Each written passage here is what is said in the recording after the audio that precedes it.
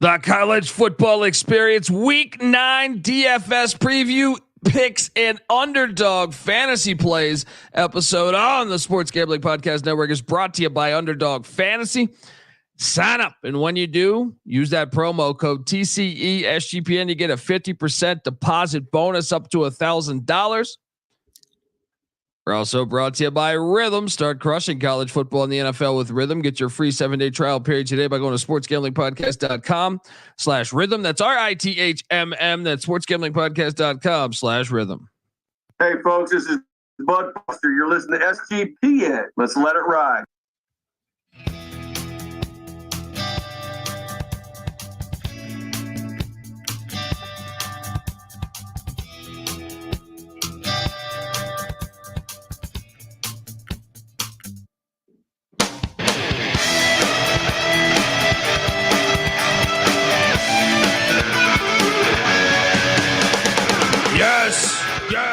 Yes. Woo! Welcome to the college football experience week 9 DFS picks and underdog fantasy plays episode. Just excited to be talking about these games. I'm still hopefully the connection for the internet is strong because definitely might have 1 bar is what I'm seeing here. 1 bar. So it seems like I'm, in Afghanistan talking to you. That's just the internet Wi-Fi here in Santa Fe, New Mexico. But we got 3 games on the slate tonight. Actually 4 if you love the FCS. And I got some fire plays. I can't wait to beat the tar out of this guy.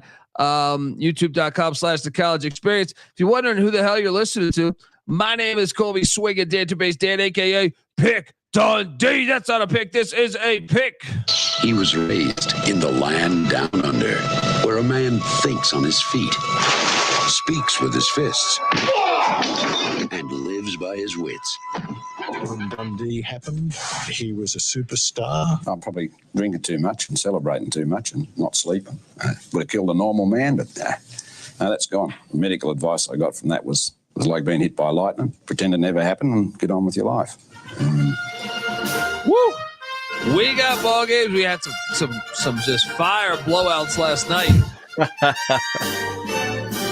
3 pick 6 in the first half. We knew that line smelled, but wow! Come on, who could have predicted that? Come on. I am joined by my co-host, the DFS god himself. Give it up for the rooftop IPA drinking, homebrew making, tobacco road living, the free lock giving, farmer, Herndon Basketball League MVP. Give it up for NC Nick in the place to be. There we go. What's going on, man? I mean, I am just kind of baffled by the fact that Syracuse got blown out in that way. Now, Pitt moves to 7-0, and I think we got to start asking ourselves the question here. You look at the remaining schedule. I had that as like one of the 50-50 games. Yeah. Well, that defense, if it continues to get better like it always does under Narduzzi, they have a huge game at SMU coming up. But after that, it's home to Virginia, home to Clemson, which obviously they could still lose that game, at Louisville, at Boston College. How many games do you think they're favored in the remainder of the season? 2, maybe 3. Slight favorite against Boston College, favorite at home against Virginia, and maybe at Louisville. It's actually a pretty tough. I mean, the fact that 3 of them are on the road and every game you could lose. Now you could argue they're all winnable too, but what do you think they do with this last 5? How many do you think they win? I think it comes down to the SMU game is the one that I'm like, I don't know, but I think they can beat Clemson, but I also think they're going to lose to Louisville and maybe even BC. They're going to lose at least 2 of those. Yeah. But I don't know, man. If that defense, RJ Maryland out for the year, that's another big piece for SMU. I'm still not completely buying into Pitt just yet. Are they a good team? Are they much better than expected? Yes, but are they really like, what the hell is that sound? Yeah, that's a vacuum on top of on the floor above, on the hardwood floor. You know, perfect timing to do this podcast. Not to interrupt my thought there, but I don't know what was going on in Santa Fe. Perfect show we're doing here. I can't catch a you- break on these shows. Are you buying into them being like a real contender, a playoff team? I mean, I guess at this point, if they go 10-2, they could be a playoff team, but I don't know. I'm not buying in completely just yet. 10-2 will probably get you into the ACC championship. I mean, depending the tiebreaker scenario, as this vacuum continues to roll over top of me. Good God. How bad can you hear that? It was worse before, so it's not too bad right now. Let's plow ahead. But dude, last night's funny. So like, I put the kids to bed. The wife is out of the house at like book club or something. I pour myself a bourbon, ready to watch a couple good games, and both are blowouts. What the hell, man? Yeah, I mean, Old Dominion, I was on. This is right where Clay Helton starts to lose every game.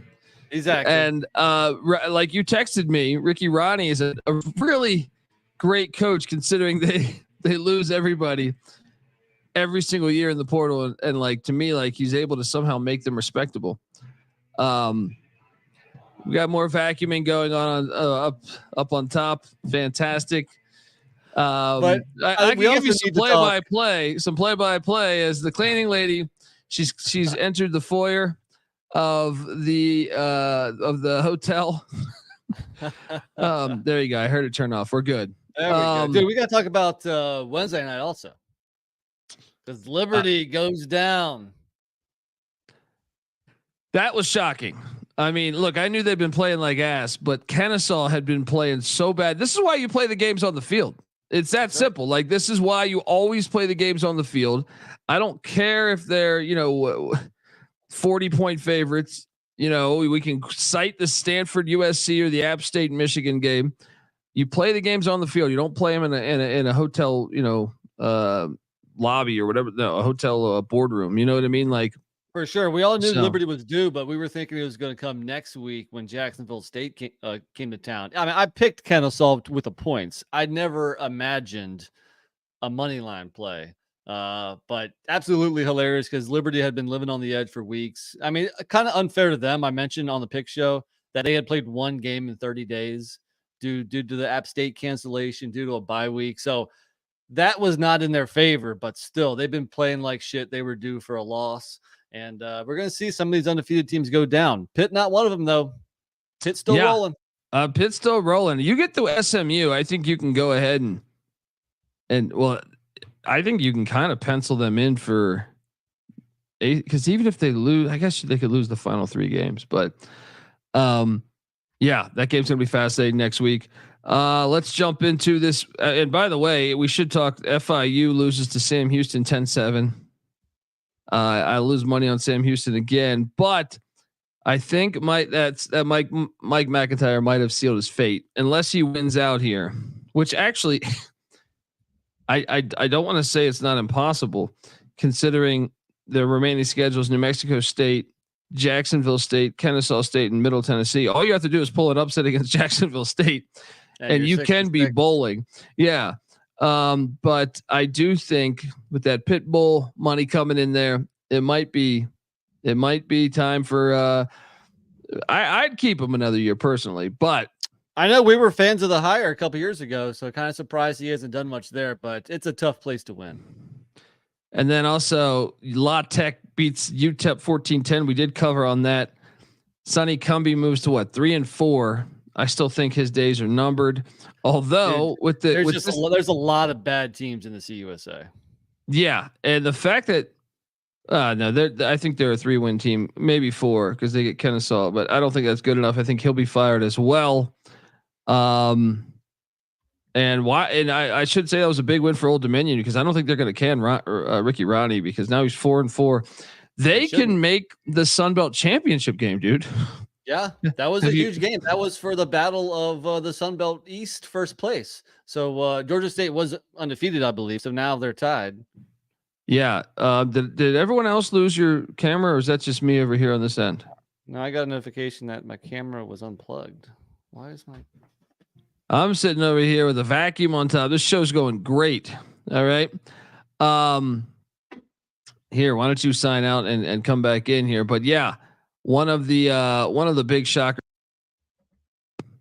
How do I do this? What the hell is going on here? Is Ricky Ronnie year after year being able to replace guys that hit they hit the portal, they go elsewhere, they end up, a lot of them end up playing pretty well elsewhere, and then boom, the next year he's still able to retool or refuel there and get those guys up to playing at a bowl level each and every year. So all right, I think he's back.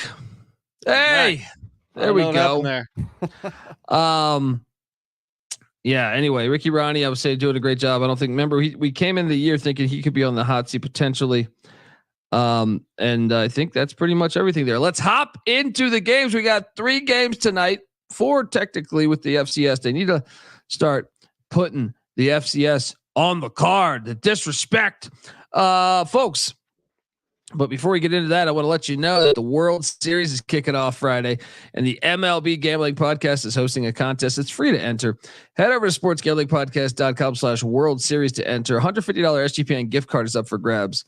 And I want to thank you, listener, viewer, for tuning into the college football experience. If you could do us a solid and head over to Spotify and give us a 5-star rating.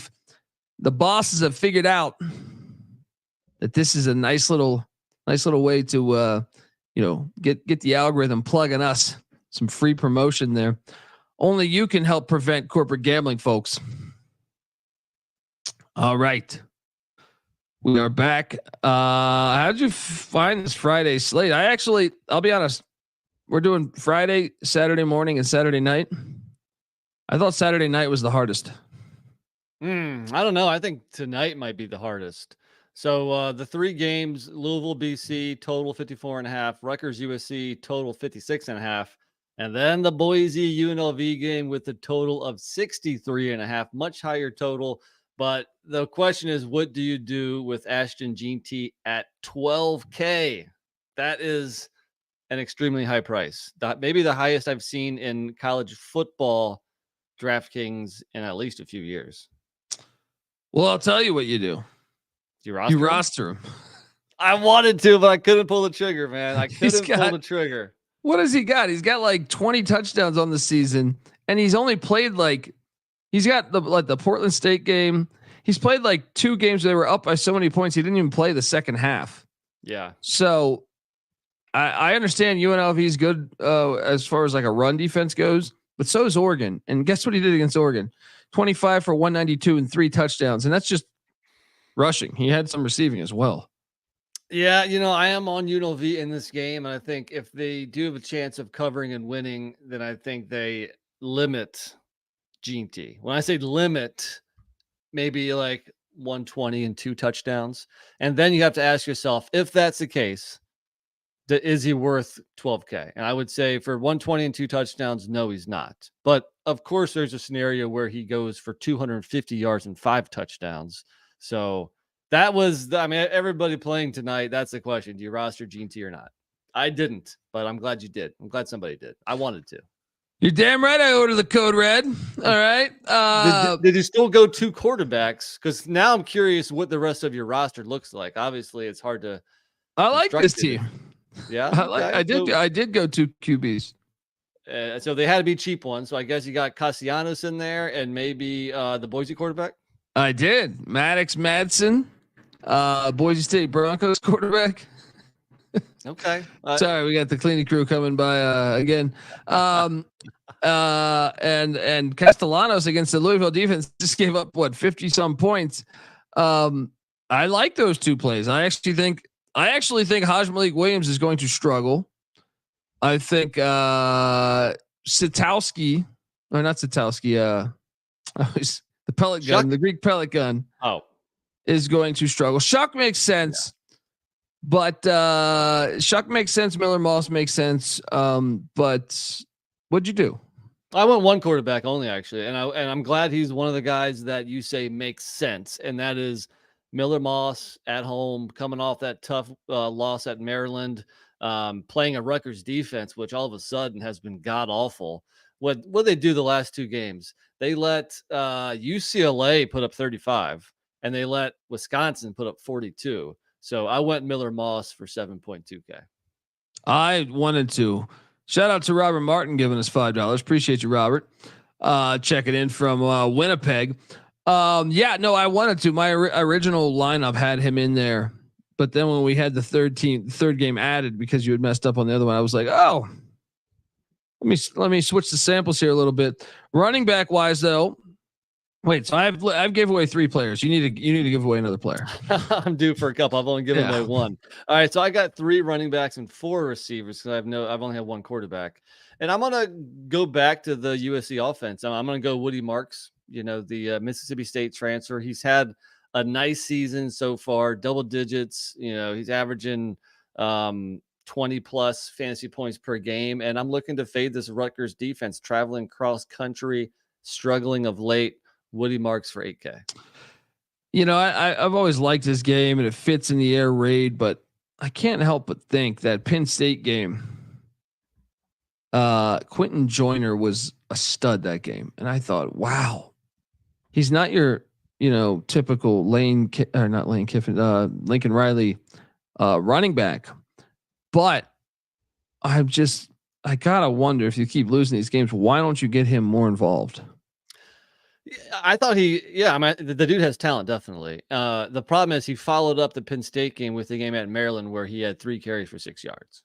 Yeah, well, why are you only giving him 3 carries? That's what I'm saying. Good question, and I could see. Did you roster Joyner? I didn't because of the 3 carries. I was like, what the hell? Like, I could see. I mean, just talent alone, I think at 4.2K, if you took Ginty and you needed some cheap guys, I think you could take a shot at Joyner because he could have a big game if he gets touches. But that's the question: does he get touches? And if he does get touches, well, maybe that carves in to Marks' production a little bit. But even against Penn State, Marks ran for 20 for 111 and had 2 catches for 44 yards. So even in a game where Joyner got more touches, Marks is still the RB1. I don't think that's going to end anytime soon. Marks fits that system a little bit better, but man, I don't know. Joyner's a beast. So my second running back is Isaac Brown. Play the music. 6,200. He's our boy. He is. For the Louisville Cardinals, the freshman. And look, I think BC. I just like Louisville's offense is gonna be solid. So why not roster him at 6,200? I still think he's a little bit underpriced. Yeah, no, I would agree. His price keeps on going up, but anything under 7K, I think it's still a pretty good price. And he seems to be game script proof. Louisville had to go total passing attack in the Miami game. They couldn't focus on the run. And what does he do? Instead of getting carries, he catches 6 balls. So he's just a dynamic playmaker, and I'll keep on rostering him. Yeah. Third running back. I didn't have a lot of money. I used every single dollar I could. Kyle Robichaud, the running back for the BCE. Now I know they have 2 backs. They have Treshaun Ward as well, the former Kansas State Wildcat, Florida State Seminole. I went Robichaud though. I feel like he's been a little more consistent. What's his price? 4,400. Well, I'd argue they have 3 backs because they got that true freshman Turbo Richard. Yeah, and great name. I like what I see from Turbo. I'm actually rostering Turbo for 3.7K. Battle of Bourbon. Little tough because they're going to split the carries between those 3 backs. But if I'm going to take a shot, I want the guy with a higher upside and a cheaper price. Battle of Bourbon. Richard versus Robichaud. Yeah, write it down. So wideout wise, I wanted Ricky White. I couldn't get Ricky White, man. You can't spend 12K on Ginty and then 8K on 8.7K on Ricky White. It's just impossible. But I didn't spend up on Ginty, so I will, and I do have Ricky White III in my lineup. It makes a lot of sense. Obviously, he's one of the better receivers in all of college football. I went out and I took a shot on the likes of Jacoby Lane, a wideout from USC, who's got 5 touchdowns on the season. That's more than any receiver they have. I thought about Zachariah Branch because of the kick returning specialties, but he hasn't scored a touchdown this season. Yeah. So I'm going to take a shot on Jacoby Lane there just to be the difference. He leads the team in receptions as well as touchdowns. So that is my wideout. I think he's a little bit underpriced at 5,200 as well. I don't mind the play, but I've been very frustrated with the USC receivers. You never know who's going to have the best game any given Saturday, or in this case, Friday night. And when I've rostered a USC receiver so far this year, it seems like I've taken the wrong one. So even though I have the quarterback, even though I think Miller Moss is going to have a fine day, he does like to spread the ball around to a few different targets. And there's no alpha receiver. So I'm staring clear of the pass catchers for USC. Yeah. Shout out to Booger driving home from DC, ready to demolish beers and DFS lineups. There we go, Booger. I will go next. I got a couple Louisville receivers. We know Colin Lacey has opted out.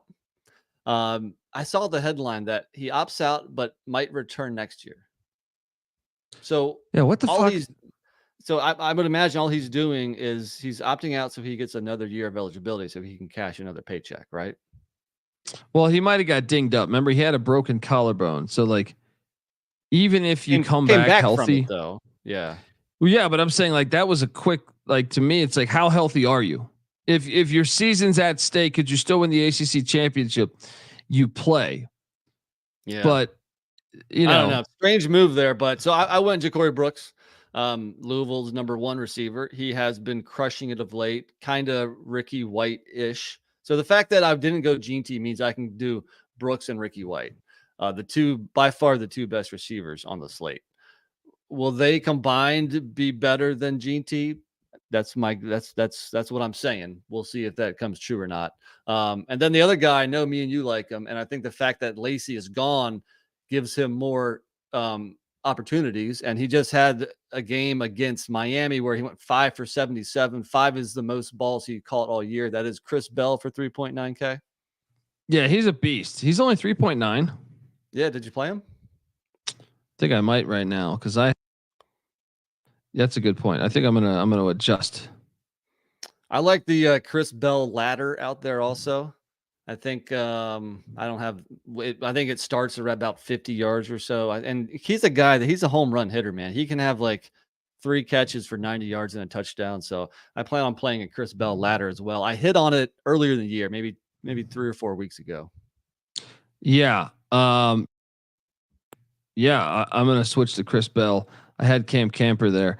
But that's funny because I also rostered Cam Camper at 4.9K. The Boise State receiver, their top wideout coming over from Indiana where he was banged up for a couple of years. I think he's a good receiver. He's a damn good receiver. Great blocking wideout too. I also plan on making a bet Camper over 70 yards plus 120. I think he's in store for a pretty nice game. Again, there's going to be lots of points in this Boise UNLV game. What's Camper's price again? 4.9. So I like Camper and Bell. I like those two cheap receivers. I can't. I need $100 more to get Camper, but I went with their bread and butter. All right, on this passing offense for Boise State. I think Boise State's going to beat the shit out of UNLV. All right. Woo. So I went with Matt Lauder, the tight end there, who's got 3 touchdowns, second on the team in receptions, $3,800, and that completes my Friday night roster. Yep, that completes mine too. It'll be interesting to see whose approach, the spend up on one big, awesome Heisman, a worthy candidate or a more balanced approach. So we'll see what happens. Can't wait. Yeah. Folks, what to tell you, that football experience is brought to you by Underdog Fantasy.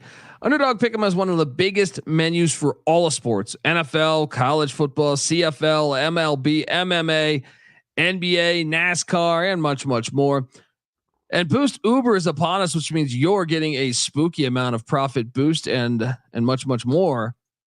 And with the NBA tipping off, every NBA pick'em entry all the way to October 27th will be boosted. You can now use specials and boost on all flexed entries. So what are you doing, folks? Sign up. And when you do, sign up with the promo code TCESGPN to claim your special pick plus first time deposit offer up to $1,000 in bonus cash. NC Nick, what do you like on the Underdog fantasy front? Let's focus on Friday night because that's today, and you can bet and cash on these sooner. And this is going to kind of dovetail into what we were just talking about. Chris Bell receiving yards 45.5. I like the higher. He went 5 for 77 last week. No Colin Lacey. Let me see what else I can talk you into here. I mean, Cassiano's 0.5 interception. I kind of like the higher on that. I don't like that. Louisville's defense did not look great last week, but I still think their D line's pretty good. I think Miami's O line is just very good, so they were able to neutralize that some. Right. So I would lean to higher. Here's what I'm going to play too. I'm going to play this a couple ways. Hajj Malik Williams passing touchdowns. It's at 2. I like higher. He has passed for at least 3 touchdowns in 3 of the 4 games he is playing. So not only can you get on that action in Underdog, but I'm also seeing plus 240 for Hajj Malik Williams to throw 3 touchdowns. I don't know if I'm there on that one. I like the other 2 better. Look what Boise did to Dylan Gabriel, buddy. I'll play this one too. I'll play Ashton Genty lower than 192.5 rushing yards. That's not bad because that's a ridiculous stat line. It is absolutely ridiculous. That's not bad. Even though I played him in DFS, I think that might be worthy of taking the lower on 192.5 rushing yards. I think so that's just a few. I mentioned Cam Camper higher than 60.5 receiving yards, or maybe higher than 4.5 receptions. Yeah, I like that, and I mean, I would take all those actually. That's why Underdog Fantasy is incredible. Is they offer these things that you really can't get elsewhere. Hop on over to Underdog Fantasy. Use that promo code TCESGPN to claim your special pick plus first time deposit offer up to $1,000 in bonus cash. Once again, UnderdogFantasy.com promo code TCESGPN. And remember, as always, folks, to let it ride. All right. We are back and yes, if I could buy the cleaning lady a new vacuum, the chat is saying with my new DFS lineup. Saturday morning was my favorite slate. You? Mine as well. Mine as well. I liked some of the games, maybe even one of the Power 4 games, which is projected to have a lot of points. I think you know the game I'm talking about. And I liked a lot of the cheap receivers in this slate. I'm curious what you did at the quarterback spot, because I went off the beaten path a little bit. What'd you do? Did you spend up? Well, let's first off say I did go with a very cheap option. And he does play on the Tulane Green Wave, and he's only 5K. He is a true freshman, a little bit of an up and down season so far. Did you go Darian Mensah with me? Have you seen North Texas's defense? Yeah. my only fear is it possible that Ty Thompson comes in because of poor play or blowout? They've been just giving him reps randomly, I feel like. Yeah. Well, I mean, Mensah came out the gates looking pretty strong. I remember the Kansas State game. He had a good game. Lately, the passing has not quite been there. He 152 yards only against Rice, only 134 against UAB. But if there's ever a get right spot, it is North Texas, even if it's on the road. And I think Mensah is still the future of the program. So the UAB game was game script. Yeah, exactly. True. Yeah. Good point. And so that's a game I'm going to focus on. I got 3 guys in that Tulane North Texas game. So and 5K, I think. I mean, if you can only spend 5K on a quarterback, that just gives you the opportunity to spend so much more money elsewhere. Yeah, I mean, I actually have like a record number of money just sitting here that I did not spend. Where, second quarterback. Here's actually, where I liked a couple other quarterbacks. I liked Will Howard against Nebraska coming off the bye, but I didn't go with him. I went fading another really bad defense. I went Josh Hoover for TCU. Oh, you sandbagging son of a gun. It was either him. I almost rostered him and Baron Morton. I almost did both of the players in the same game. Well, I got quite a few guys in that game as well. I got 3 guys in that game. So those are the 2 games I've focused heavily on. I actually think it's worth doing that. Doing another roster. You remember when I hit for cash, I was all over that UNC Wake Forest North Carolina game. Yeah. Sam Hartman and Sam Howell, I think it was at the time. And that's not a crazy play. You just watch that game and you're just hoping for a 59-52 game. I feel like that's certainly on the that's on the table there. Yeah, for sure. I like it. Running back wise, I took a shot. So Alabama's rush defense has been shitty. We know Nate Noel is out. I took a shot on Marcus Carroll at 4K.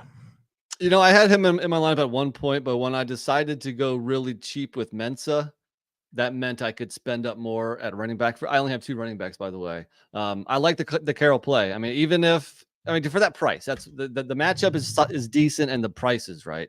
I'm a little worried about the Missouri offense as a whole now. I was about to say, the more I think about that, I have 4K sitting here. So let me just jump over and get Jaden Blue.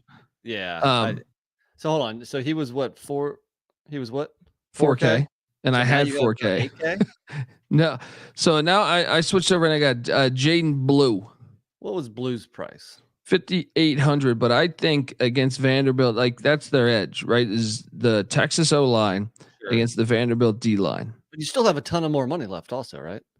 Yeah, I could go and get better players, but I mean, allegedly, I think the best Tulane play is Mekhi Hughes at running back. You think better than Blue? Yeah. So if I go Hughes, okay. I don't think there's any chance he doesn't have a smash game. Mensa, there's a chance that he doesn't have a smash game, but I think Hughes does. All right. You sold me. You sandbagging son of a gun. The other running back I have is in the Texas Tech TCU game. A guy I roster the hell out of. He is pretty damn expensive these days, but Taj Brooks, Texas Tech, because TCU is going to pass the ball more. Texas Tech is going to actually run the ball more. Taj Brooks should have another fine Saturday. He's a beast with in fantasy. I didn't roster him, but there's any player in that game offensively, you can sell me on. So wait, that's all your running backs? Yes, I only had 2. I have 3, and there's a guy out there named RJ Harvey who's a complete fucking beast for UCF at 9.2K. I know I do like the BYU defense, but I don't care. Harvey's gonna get his. So at 9.2K, let's go. The thing that scared me off a little bit, and trust me, I'm a big RJ Harvey believer. I told you when he was like a sophomore, 2 years ago, I was they were still giving the ball to that guy Bowser or Richardson. I was like, dude, this guy Harvey's a baller, and he certainly is. But he had 2 kind of down games against Florida, against Cincinnati. So he bounced back at Iowa State last week. Nice to see. I think maybe in general the offense is going to go better without KJ Jefferson. So I like the play. He should have another fine game. Expensive though, 9.2K.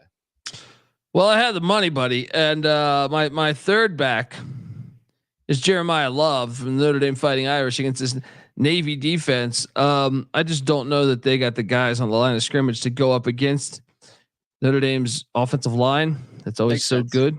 I'm taking Notre Dame. I think me and you both lock Notre Dame. So yeah, if that's the case, it makes sense to grab one of their running backs. Sure.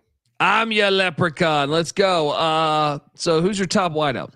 All right, I got 4 wideouts. 3 of my wideouts are between 4.2 and 4.5K. I'll get to them, but my top wideout, I'm going to go to the mean green, little DT Sheffield. Last week against Memphis, 8 for 122 and 2 touchdowns. He also had 82 yards rushing and a touchdown. He came over from Purdue, I believe, right? Yes, I believe so. The game before that against FAU, 11 catches, 126 yards, and 2 touchdowns. I'm surprised he didn't go to Louisville because it seemed like Braum was starting to open him up at Purdue. Yeah. And then when he transferred last year, they didn't know how to use him. Yeah. What's his price tag? 7K. So I mean, he's not cheap. Yeah, no, I'm not rostering him, but best wishes. North Texas is they're an arena football team. They really My top wideout. I have a stack of why am I drawing a blank on the first name of the kid that transferred in from Boise to TCU? Eric McAllister. Eric McAllister. Kevin McAllister. Yeah. Who's that? Who's Kevin McAllister? Come on. Yeah, it's easy. He's gonna order 10 pizzas. All right. Plain cheese. Yeah. But at 4.5K, to me, he's just a no-brainer. Like anyone in this game, I wanted Besh, but I'm not going to be able to get him. So, because he's just so expensive. But I still think, and I thought about my guy who had a monster game. I don't know, was that last week or was that the week before? Richardson, the former Oklahoma State wideout, John Paul Richardson. They do have a lot of options. That's the scary thought of like, will they throw to all of them? But Eric McAllister there at 18 catches, 379 yards on the season, 3 touchdowns.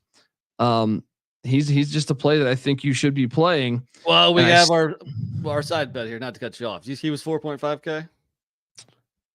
Yeah, I believe so. Yeah. So I got a guy, same game, different team, also 4.5K, but I'm going to go with the Red Raider receiver, Caleb Douglas, who has definitely been emerging of late. Last 2 games, 9 for 99 and 3 touchdowns, 5 for 118. I like Caleb Douglas at 4.5K. Look into his ladder too. His ladder starts at about 60 yards. You can take it up to 120, which is plus 900. McAllister, I like him. He's fine, but I'm gonna go. I think Caleb Douglas has higher upside. I just realized I have the money to get Savion Williams instead of McAllister, and Savion Williams has double the catches. All right, Savion Williams, cut McAllister. Give me Savion Williams. You still want to battle the bourbon? Yeah, let's do it. I also stacked him with JP Richardson, my boy who you were hating on. I like it. Nice play. So I only got one guy left, so you got to fire some. Well, I got another 4.5K receiver, and this is he's kind of in a random game, but I do like Minnesota, and I'm looking to fade the Maryland passing defense. Daniel Jackson, the Gopher wide receiver one, he's also coming off a game where he caught 10 balls. In fact, he's Iowa. He went 9 for 112 against Michigan, 7 for 58, and now you got Maryland coming to town. Maryland shitty defense. Daniel Jackson, another ladder that I like. So give me the Golden Gopher receiver, another 4.5K guy.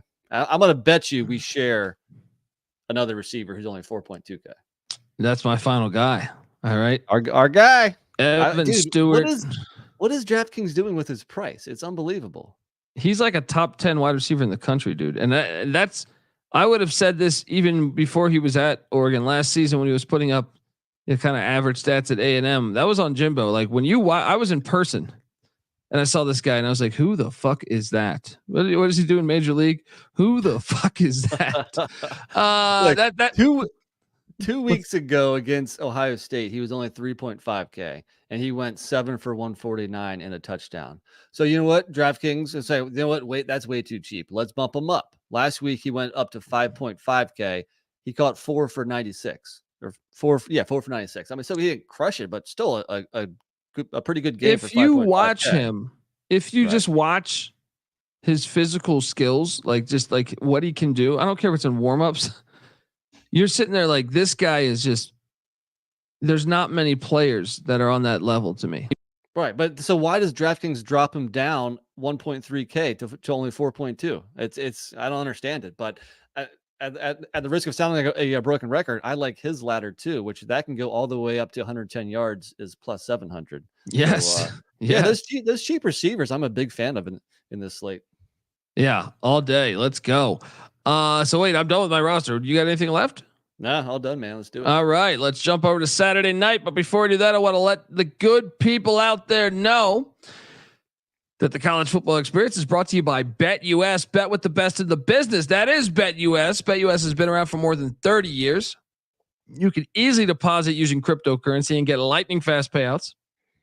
BetUS is live with Trick or Treat on Horror Street From now until Halloween, BetUS will be offering daily promotions plus a raffle entry with to win a sports or casino prize pack. What are you doing, folks? Get on over there.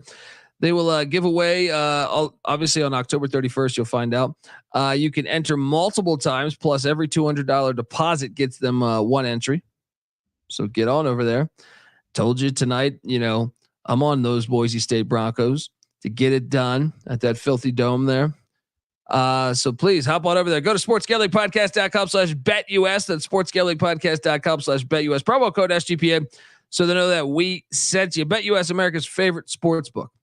We're also brought to you by Rhythm.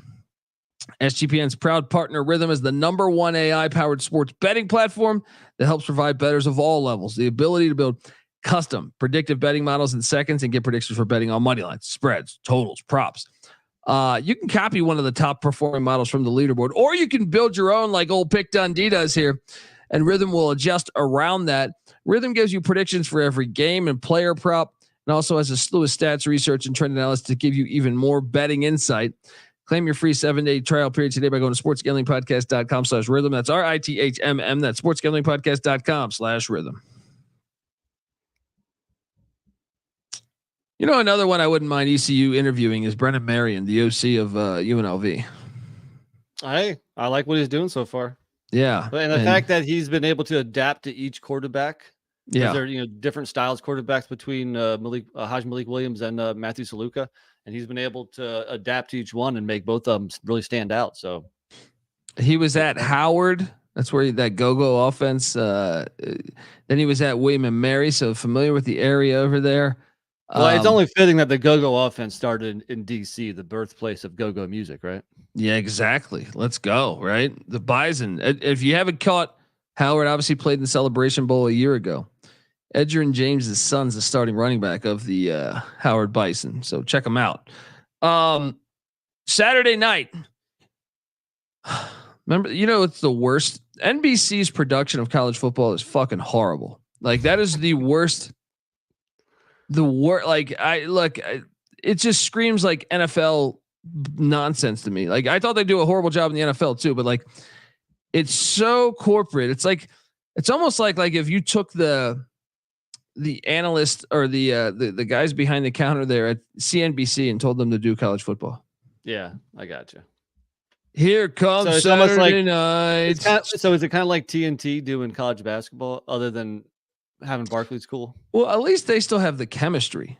You know what I mean? Because they've been on the mics. So, but I mean, obviously, like some of them, you're like, they clearly haven't watched college hoops all year. Exactly. But at least they have the chemistry. Yeah. This is just it's the worst production by far. Like to me, even C-Dub, and any other platform that I've seen cover college football this year, way better. The NBC should fire somebody because that is just, and even the intro music and everything, like the Here Comes Saturday Night stuff, fucking horrible. But here does come Saturday night, and this slate, I didn't love the slate, but I guess I would say I like my roster right now, but it took me a longer time to set it, if that makes sense. One of the things in this slate is that there's not a lot of high scoring games. I think the highest one is like right around, the total's like 55.5 or so. It might be the Florida State Miami game, 54.5. And really only one team is expected to shoulder the load in most of that scoring. So, and that kind of talks about Cam Ward is kind of like Ashton Jeanty here. What do you do with him at 10.5K? I personally like some cheaper quarterbacks, so I wasn't going to spend that much on Cam Ward. I didn't spend that much either because there's a blowout potential here. Yeah, there really is. Like you could see Big Poff, Reese Poffenberger in this game. Big Poff is the man. I want to send you, or I want to recite this here. There's this guy's inaccurate with his count of all the NCAA football programs. His tweet says there's 661 NCAA football programs in the country. I actually think there's more than that. I think he's off.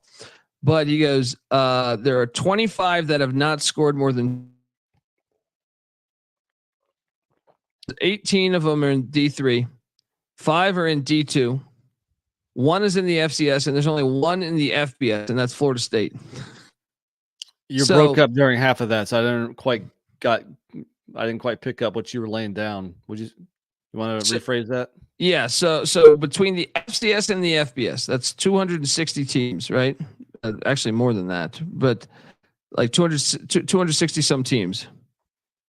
There is only one in the FCS and one in the FBS that have not scored more than 21 points in a game this season. Oh, wow.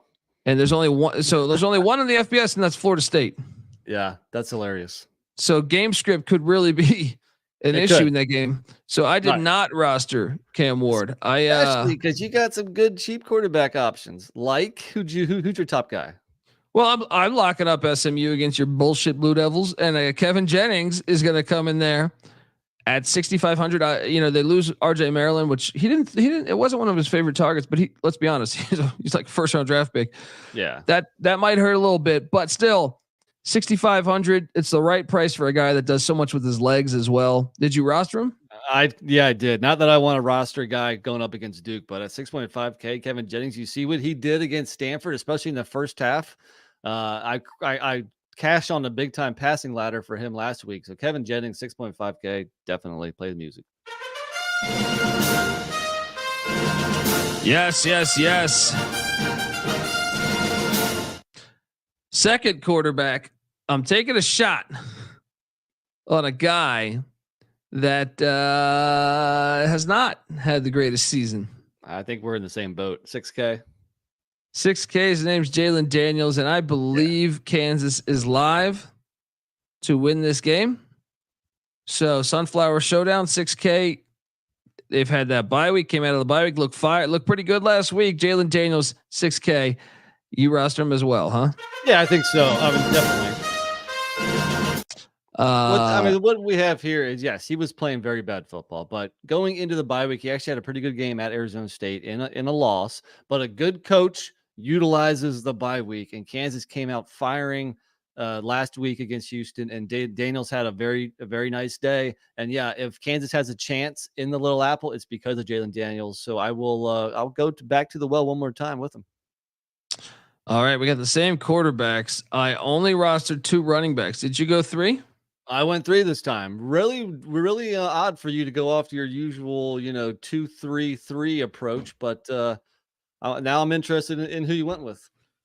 Well, I went with Nicholas Singleton from Penn State at 6,700 because I get it. Wisconsin's playing better, and obviously you have a distraction situation, perhaps brewing in State College, but I just think Wisconsin's run defense, I'm not ready to crown it yet. And I think Penn State's edge is their offensive line.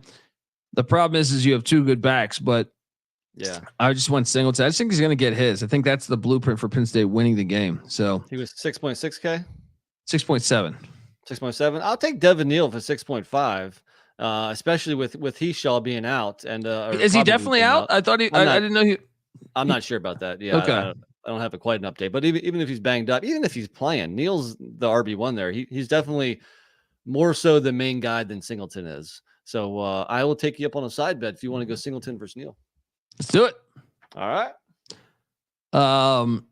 And my second running back is Le'Veon Moss for Texas A&M. LSU's defense is improving. Play the music, my friend. Oh, but Colin Klein gets so creative with his running packages. I just like Le'Veon Moss there, 5,500. 3 out of 4 so far. We've had the same guys. So what could go wrong? Well, I have one more running back. Yeah, and so I know you don't have him. So I'm going to go DJ Giddens, the K-State running back for 7.4K. I mean, I don't need to sell the I think you just sold me on him. I think you just sold me on him. Son of a bitch. I think because I was going to go Restrepo, but if the game script is out of hand, like I think potentially it could be. Well, it's kind of funny because I have Restrepo also. So I went both Giddens and Restrepo, which means I have a really cheap receiver in order to make that fit. But yeah, I went with both of them. I mean, I feel like I had to get at least one person on the Miami offense, Yeah, I went with their other wideout, Isaiah Horton, as my one of my wideouts at 5,700 there. Wait, but hold on. The the only problem with the other Miami receivers is that there's too many of them, and Horton, he's only going to get probably 4 or 5 targets. Now he's what a nice do you mean? red zone He's receiver. got 10 more catches than Sam Brown and Jacoby George. But there's too many of them. I've also struck out a couple times trying to roster one of those guys, not knowing which one is going to have the big game, and the guy I rostered didn't. So I'm not. Look, he has upside, especially in that offense in that game, but he also has a pretty low floor. Yeah, but I also think they'll probably keep these wideouts in more, right? I mean, I don't know. Maybe there is value in taking like Sam Brown, who hasn't been playing as much. Yeah, I mean, it's not a bad idea to have options in this Miami offense. It's just trying to pinpoint the right one. Yeah, that's the hard part.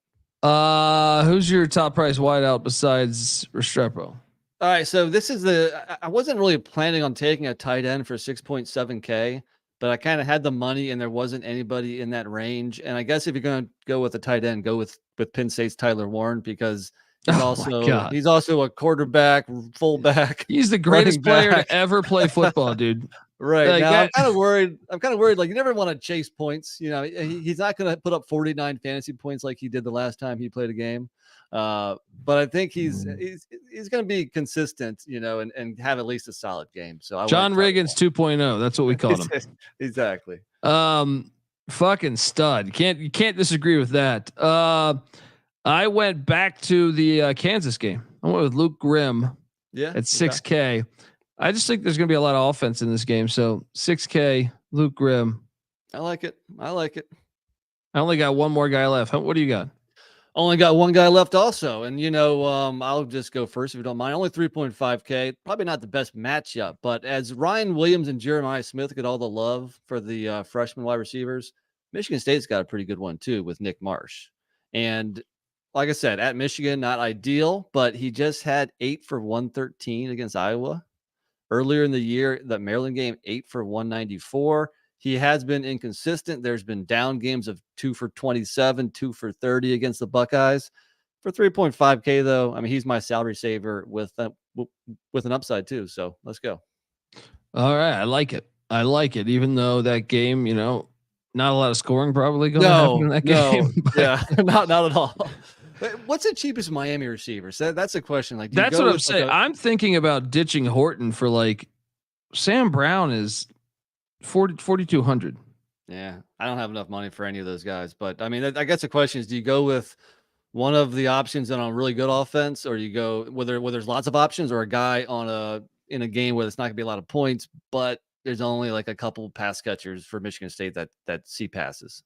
Yeah.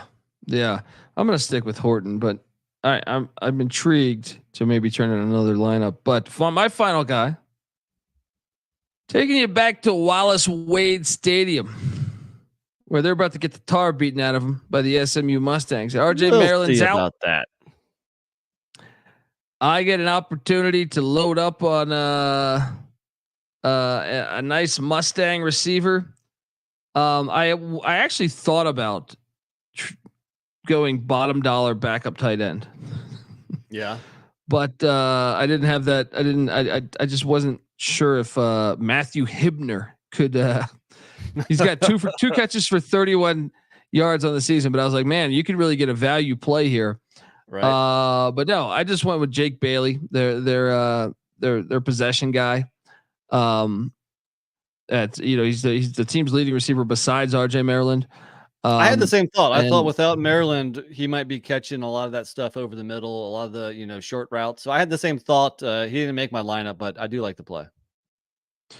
Yeah, buddy. So who's your you gave your final guy, right? I'm done, man. Spent. All right. Well, that's our show, folks. Please, if you can, subscribe, youtube.com/the college experience. Hunter in the background saying, you got to take BC. I see your dog in the background. That's a sign that we should take BC. Yes. Out of all three, I know NC Nick's on UNLV. I like out of all three Friday night games. And wait a second. Let me see if I can get something else for you here. But out of all three Friday night games, I like the chance of an upset best in Chestnut Hill. NC Nick. Yeah. Well, yeah. Well, Yeah, I guess so. I mean, UNLV is a shorter dog. I took both Boston College and UNLV. I'm not touching Rutgers. I think USC wins and covers. But yeah, I guess I'll roll with that. And then I'm trying to quickly pull this up. Have you seen the Ivy League line? I can pull it up if you want. Let's see here. I think I have it right. Penn -1, home versus Yale. I'm gonna lay the 1, but obviously that would be my second choice of of an outright upset. There would be I see 1.5 right now for Yale, plus 102 value there. So get on over there. I'm on the Quakers though. I think the Quakers at home, they were the preseason favorites. Yeah, I agree. Franklin Field, one of the best stadiums in all of college football. Jump in on that action. I also like the over 46.5 in that game. Folks, that's our show. Give NC Nick a follow on Twitter at NC__NICK. I'm on Twitter at TheColBD. The College Football Experience is on Twitter at TCE on SGPN.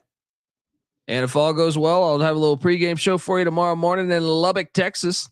Until next time, folks, this is the College Football Experience DFS style. You better start thinking about yours. And we out of here. Run and shoot. We can really run and shoot.